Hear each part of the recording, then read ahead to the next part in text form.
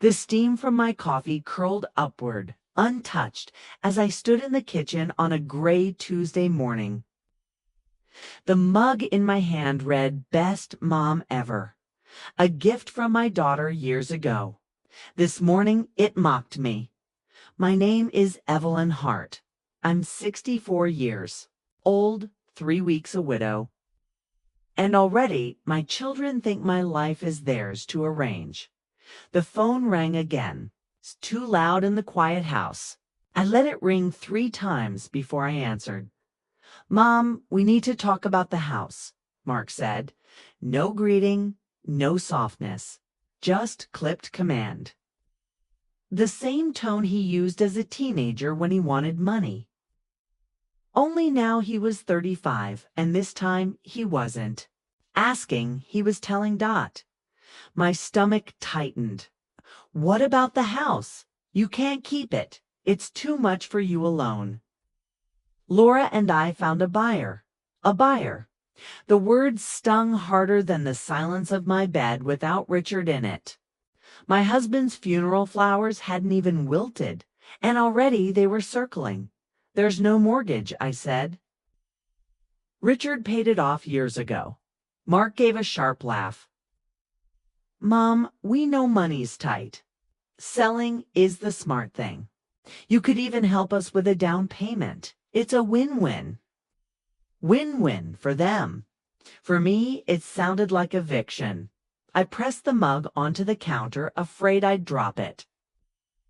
Out the window, Richard's rosebush swayed in the wind. Its roots ran deep, roots that could be ripped out when profit called.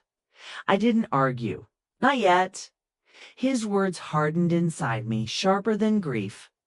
If they had already found a buyer, this wasn't concern, was takeover. And in that moment, I knew. My children had underestimated me. The next night, my daughter called. Her voice was sugared, the way it used to sound when she wanted the car. "Keys, Mom? I've been thinking. You'd be so much happier with us. The basement's finished. You'd have your own entrance, your own bathroom." Chloe would love to have her grandma close. Basement. I remembered it damp every spring, stacked with boxes, crowded with an unused exercise bike. Last Thanksgiving, they'd sat me down. They're at a folding table while the family ate upstairs. And now she wanted me to move in permanently, and the house. I asked. "Mark's handling it," she said, her tone rehearsed. "There's serious interest. If you sell soon, you'll have plenty left over. And we could even use some of it to renovate downstairs. Make it cozy for you." Cozy, like a kennel. I forced a polite sound, then ended the call before anger spilled out. My hands shook as I set down the phone. For weeks, I believed grief made me tremble. But tonight, I understood it wasn't grief. It was recognition. My children weren't asking me to choose. They were arranging my future as if I were cargo. And if they were making plans, I needed one of my own. Richard's study had been silent since the funeral. His presence lingered there, the faint scent of aftershave, the neat rows of books. My hand hovered before opening the bottom drawer of his desk. It stuck, then gave way. Inside, envelopes, tax returns, and a folder I didn't recognize. My pulse quickened as I opened it. Bank statements. Notes in Richard's careful handwriting, and then a deed.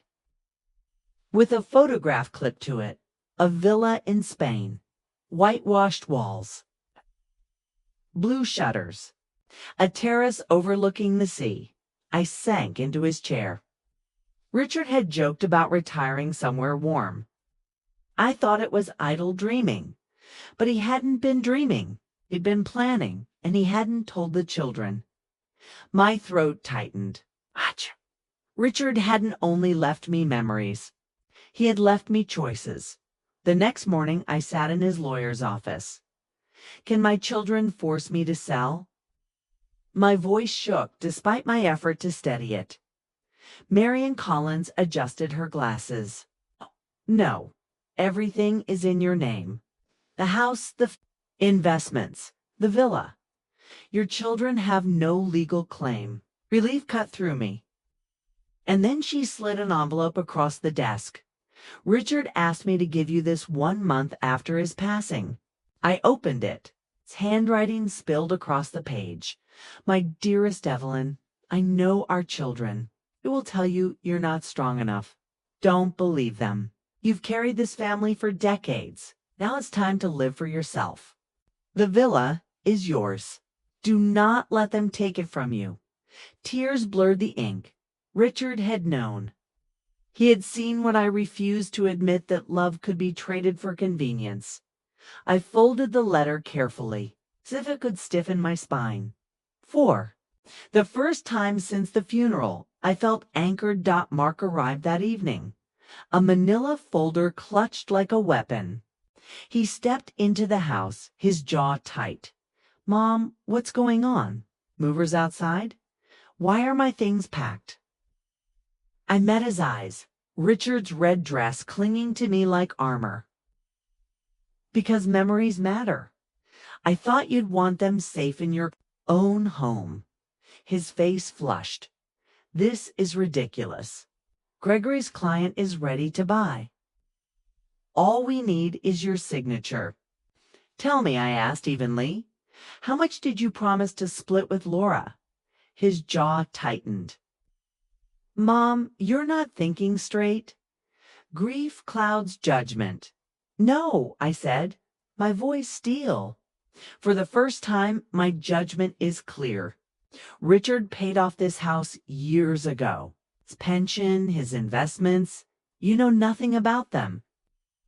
I'm not drowning, Mark. I'm not weak. You assumed I was because it made it easier to treat me like a problem. The folder slipped in his grip. For once, he had no script. This house is mine, I said. You cannot sell what doesn't belong to you. Silence stretched between us. And in it, I knew it was time to leave. The flight to Madrid was long but calm. At customs, the officer asked, "Purpose of visit?" "Starting over," I said. And for the first time, the words felt true. When I reached the villa, the white walls glowing in the sun, lemon trees heavy with fruit, I felt Richard with me. He had known what I would need. Silence no longer felt like punishment. It felt like freedom. Ignored Mark and Laura's daily calls. But one evening, my phone buzzed with a name I hadn't seen in months. Chloe. Her voice broke into sobs. "Grandma, I just found out. Mom told me about the money. You've been sending $500 every month? I thought she was paying. Thought you were fragile." Fragile. That word cut deeper than anything else. "Oh, Chloe," I whispered. You trusted your mother. That's not a crime." "I stopped calling," she sobbed. "I thought you couldn't even keep your house. I thought you were barely surviving, but you were keeping me afloat." "You have nothing to be ashamed of," I told her. "Love shouldn't be invisible, but it shouldn't be hidden either." Silence. Then her voice steady. "Let me come. Let me see you. I don't want lies between us anymore." 3 weeks later at Malaga Airport, I saw her. No makeup, messy bun, just Chloe, raw and real. She dropped her bag and ran into my arms. "You look different," she whispered. "So do you." That night on the terrace, we ate fish and bread while the sea turned gold. Chloe leaned back, her eyes fixed on the horizon. "Grandma," she said softly, "I don't just want to visit. I want to stay. Want to know you. The real you." Her words rooted inside me like something permanent. Later, I stepped alone onto the terrace. The Mediterranean shimmered under moonlight, endless and alive. For months, silence had been suffocating. Now it wrapped around me like safety. I thought of Mark's pale face when he realized control had slipped away. Laura's faltering lies. Then I thought of Chloe, her determination, her honesty. Proof that love could survive deceit. I lifted my glass of wine toward the horizon. "You were right, Richard," I whispered. It was time to live for myself. Behind me, the villa glowed, already filling with new life. Tomorrow, Chloe and I would walk the streets, taste pastries, maybe begin writing the story of who we were becoming. For the first time since widowhood, I wasn't just surviving. I was alive.